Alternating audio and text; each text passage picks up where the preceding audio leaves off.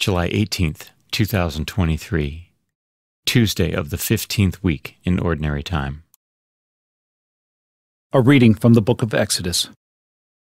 A certain man of the house of Levi married a Levite woman, who conceived and bore a son. Seeing that he was a goodly child, she hid him for 3 months. When she could hide him no longer, she took a papyrus basket, dabbed it in bitumen and pitch, and putting the child in it, placed it among the reeds on the riverbank. His sister stationed herself at a distance to find out what would happen to him. Pharaoh's daughter came down to the river to bathe, while her maids walked along the riverbank. Noticing the basket among the reeds, she sent her handmaid to fetch it. On opening it, she looked, and lo, there was a baby boy crying. She was moved with pity for him and said, "It is one of the Hebrews' children."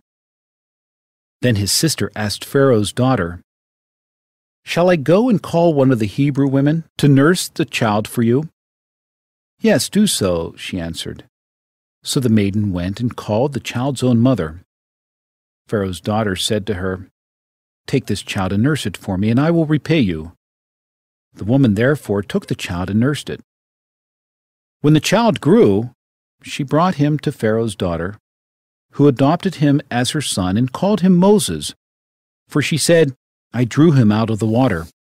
On one occasion after Moses had grown up, when he visited his kinsmen and witnessed their forced labor, he saw an Egyptian striking a Hebrew, one of his own kinsmen.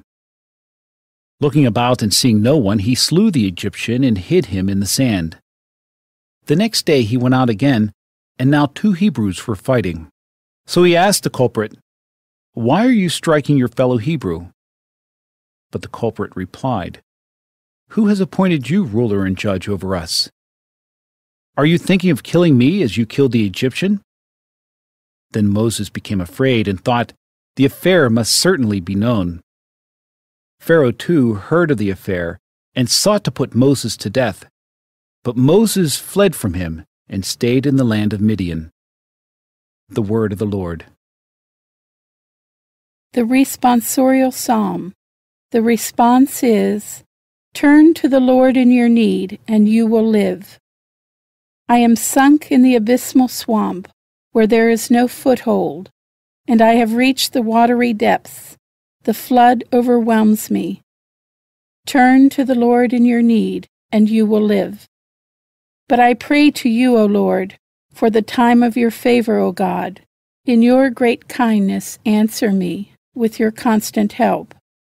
Turn to the Lord in your need, and you will live. But I am afflicted and in pain. Let your saving help, O God, protect me.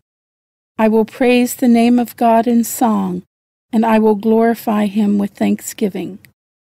Turn to the Lord in your need, and you will live. See, you lowly ones, and be glad. You who seek God, may your hearts revive. For the Lord hears the poor, and his own who are in bonds he spurns not. Turn to the Lord in your need, and you will live.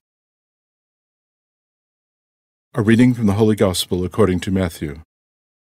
Jesus began to reproach the towns where most of his mighty deeds had been done, since they had not repented. "Woe to you, Chorazin! Woe to you, Bethsaida! For if the mighty deeds done in your midst had been done in Tyre and Sidon, they would long ago have repented in sackcloth and ashes. But I tell you, it will be more tolerable for Tyre and Sidon on the day of judgment than for you.